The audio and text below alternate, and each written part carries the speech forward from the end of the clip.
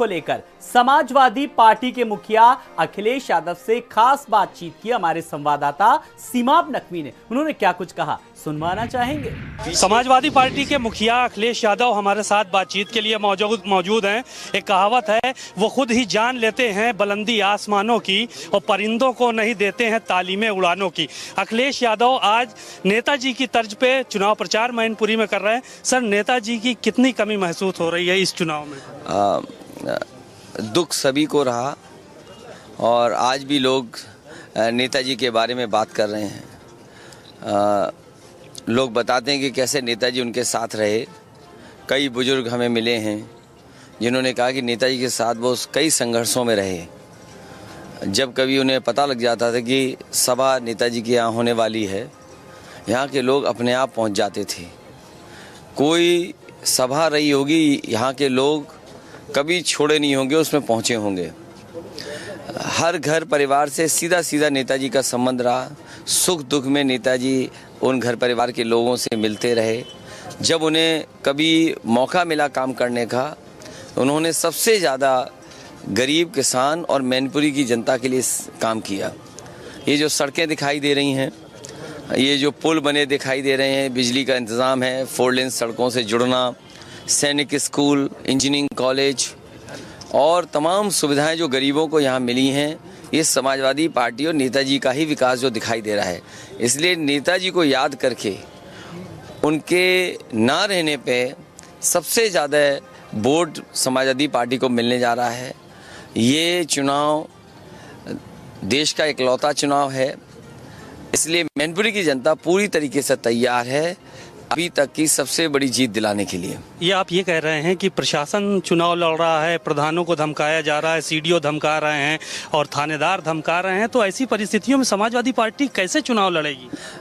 देखिए, DAP black हो रही है, डीजल पेट्रोल महंगा हुआ, गैस सिलेंडर महंगी हुई, किसी नौजवान को नौकरी रोजगार नहीं मिला, जो उन्होंने घोषणा पत्र में कहा सब बातें झूठी निकली। गैस सिलेंडर महंगा हो गया, बिजली का बिल महंगा हो गया, जो एम्बुलेंस की व्यवस्था थी वो खराब कर दी, 100 नंबर की जो व्यवस्था थी वो खराब कर दी। आखिरकार सरकार ने किया क्या? इसलिए जनता से वोट न मांग करके अधिकारियों के माध्यम से डरा धमका रहे हैं और कई प्रधानों को फ़ोन किए गए हैं। पुलिस जगह जगह जा रही है, नोटिस भेजे जा रहे हैं, झूठे मुकदमे लग रहे हैं। ये सरकार के लोग जो आ रहे हैं वो अधिकारियों के माध्यम से वोट मांग रहे हैं। जनता से वोट मांगने की उनकी हिम्मत नहीं है, क्योंकि एक तो नेताजी के प्रति लगाव, नेताजी के साथ रहे लोग हैं। आज जब नेताजी नहीं है तो वो पूरा वोट नेताजी को देना चाहते हैं, उनको याद करके। उसमें बीजेपी केवल अधिकारियों से डरा धमका रही है। मुझे नहीं लगता है कि यहाँ की जनता इस बहकावे में आएगी। जनता सीधा सीधा नेताजी को याद करके साइकिल की बटन दबाने वाली है। बीजेपी को बताना चाहिए कि जब उन्हें वोट चाहिए था तो चना दे रहे थे, वोट चाहिए था तो रिफाइंड तेल दे रहे थे, वोट चाहिए था तो नमक की कसम खिलवा रहे थे, वोट चाहिए था तो गेहूं दे रहे थे। आखिरकार वो सब चला कहाँ गया? और कोई ऐसा किसान नहीं है जिसको डीएपी के लिए अपमानित ना होना पड़े।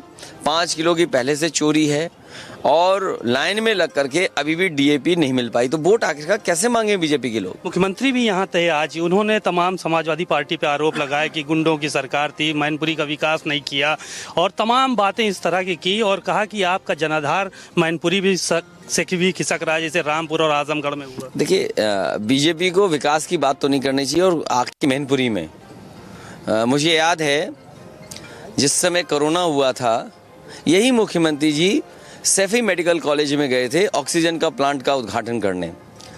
क्या उन्होंने ये नहीं देखा था कि मेडिकल कॉलेज है, यहाँ 4 लेन है? बीजेपी ने केवल बजट रोका है। यहाँ सबसे ज़्यादा फौजी रिटायर्ड हैं। यहाँ का एक एक किसान, नौजवान जानता है शहीदों को घर ला करके उनको सम्मान के साथ दाह संस्कार किसने करवाया? नेताजी ने करवाया। यहाँ के फौज के लोग हैं, सैनिक स्कूल का बजट काट लिया, इंजीनियरिंग कॉलेज का बजट काट लिया, सड़कों का बजट काट लिया, जिला अस्पताल का बजट काट लिया, मेडिकल कॉलेज का बजट काट लिया और किसी को नौकरी नहीं दे रहे हैं। और जो पैसा वसूल रहे हैं वो अलग। डीजल पेट्रोल महंगा, पैसा वसूल रहे हैं, दालें महंगी, पैसा वसूल रहे हैं, तेल महंगा, पैसा वसूल रहे हैं। आप किस क्षेत्र में महंगाई नहीं बढ़ी, ये बीजेपी बताए। आजम खान साहब ने भी बड़ा दर्दमंदाना अंदाज में बयान किया कि उनको भाजपा के प्रत्याशी को ऐसे ही सीट जिता देनी चाहिए थी। उन्होंने आपका नाम लिया और कहा कि हम उनसे अपील करेंगे कि भाजपा को ऐसे ही सीट दे दें, क्योंकि यहाँ चुनाव तो हो नहीं रहा। भाजपा बहुत ही झूठी पार्टी है। इन्होंने जिला पंचायत चुनाव कैसे लड़ा वो सब जानते हैं, MLC का चुनाव कैसे लड़ा वो जानते हैं।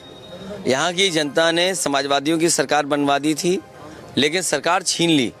हमारे बहुत सारे विधायकों को मामूली वोटों से हरा दिया गया, ये सब जानते हैं। इसलिए इनसे ईमानदारी की उम्मीद नहीं की जा सकती भारतीय जनता पार्टी को। जो आजम खान साहब ने कहा ठीक कहा, लेकिन संघर्षी रास्ता है और लोकतंत्र में वोट का जो अधिकार दिया है बाबा साहब भीमराव अम्बेडकर जी ने, हमें वोट डाल के ही सरकार हटानी पड़ेगी। लोकतंत्र में सरकार हटाने के लिए कोई दूसरा रास्ता नहीं है। इसलिए हमें कितनी भी परेशानी आएगी, हमें मिलकर के जो भी कुछ जोखिम उठाना पड़ेगा। और भारतीय जनता पार्टी के खिलाफ मैं अपील करूंगा रामपुर वालों से भी, और जो चुनाव हमारा उधर हो रहा है खतौली में, वहाँ के लोगों से भी अपील करूंगा और मैनपुरी के लोगों से भी अपील करूंगा। ये बीजेपी जो नफरत फैलाने वाले दल है, झूठ बोलने वाली पार्टी है, इसके खिलाफ मतदान करें और इन्हें हराएं। शिवपाल जी की सिक्योरिटी कम हो गई, कुनबा एक हुआ तो आज ही सिक्योरिटी कम कर दी गई। देखिए, ये सरकार का काम करने का तरीका है। SO हटा देना, CO हटा देना, और सिक्योरिटी किसी की है तो उसको हटाना, प्रधानों को फ़ोन करना, सड़कों पे पुलिस ले आना, जाने कहाँ से उसे घुमाना, जो पुलिस आ रही है उसकी जात देख करके भेज रहे हैं। आप देखिए, आप तो पत्रकार हैं, मैं तो आपसे कहूँगा कि जिन पुलिस लोगों को बुलाया जा रहा है और जिनकी ड्यूटी लग रही है, उसकी सूची जनता में जारी कर देना चाहिए, तो आपको पता लग जाएगा इनकी नीयत क्या है। बीजेपी की नीयत साफ नहीं है। आज आदरणीय आजम साहब ने जो कहा वो ठीक कहा। उन्हें जितनी परेशानी सरकार दे सकती थी दी है। यहाँ बहुत सारे लोग हैं, वो जानते हैं सरकार किस तरीके से झूठा फंसाती है। कोई ऐसा व्यक्ति है जो सरकार के खिलाफ खड़ा होगा, उस पर झूठे मुकदमे लग जाएंगे। एक आखिरी सवाल ये था कि शिवपाल यादव जी साथ में आ गए हैं, कुनबा पूरी तरह से प्रचार कर रहा है, कितना ज़्यादा मतों से आप जीत पाएंगे सब परिवार एक होने से? ये जसवंत नगर सबसे ज़्यादा जिताएगा। करहल किसनी में ये कंपटीशन है कि कैसे कौन आगे निकलेगा। मैनपुरी की जनता ने पिछली बार इनके साथ धोखा हुआ, इस बार अच्छा वोट देकर के मैनपुरी जिताने जा रही है और भूगांव में भी समाजवादी पार्टी जीतेगी।